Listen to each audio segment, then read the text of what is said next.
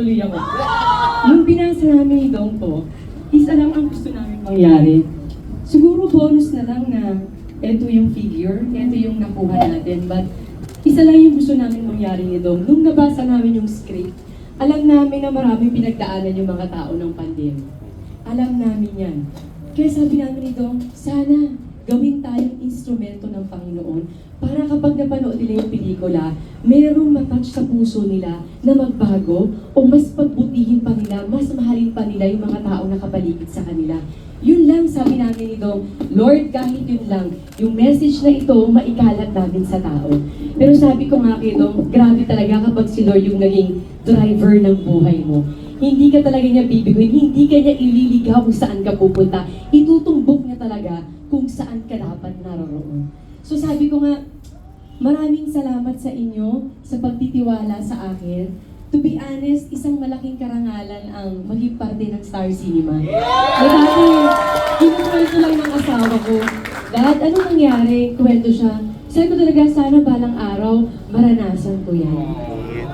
Ngayon, naranasan ko, hindi ako nagkamali na yung lahat ng kinukwento niya, mas nahigitan pa ng pamilyang ito.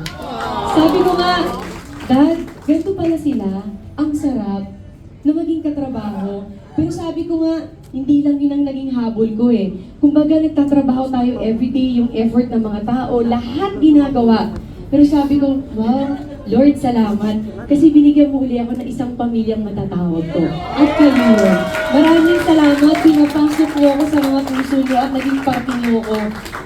Salamat. Kasi, madami pa tayong gagawin. sabi nga ni Miko, huwag kang susuko. May susunod pa tayo. So maraming salamat. Higit lalo siguro sa mga nanood na alam natin na hindi madali para sa kanila dahil alam naman natin na ang budget, mahirap.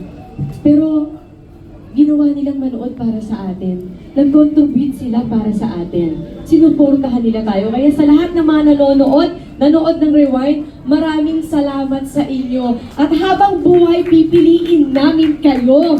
Salamat sa suporta nyo. Thank you. Thank you sa lahat, cast, staff, and crew, sa Star Cinema, lahat ng mga lahat. But especially, special mention ko din, Direk, salamat.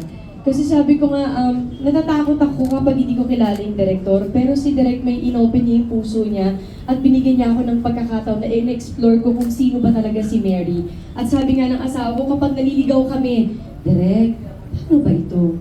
Walang dalawang isip. Isisit down ka niya, kakausapin ka niya, ibibigay niya sa'yo ang nararapat na pakiramdam para ma-deliver mo ng tama yung character. Direk, salamat ng marami sa'yo. Sabi ko nga, anak mo na ako ha? Eh, nanay mo din ako. So, win-win tayong dalawa. And of course, sabi ko na, ito na ang last ko. Kala niya siya lang. Hindi ko magagawa yung character ni Mary na hindi talaga si Dong yung partner ko.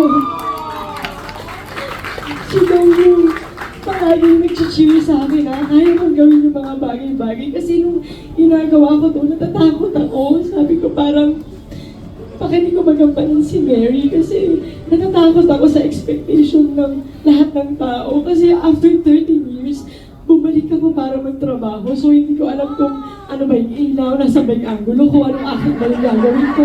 So lahat halo-halong emotion. Pero nandiyan siya sa likod ko, sinasabi niya sa akin, nandito ako, susuportahan kita at naniniwala ako sa'yo. So, sa lahat ng ginawa namin, simula umpisa sa pelikula hanggang dulo, nandun siya, actually acting coach ko siya dito, to reveal.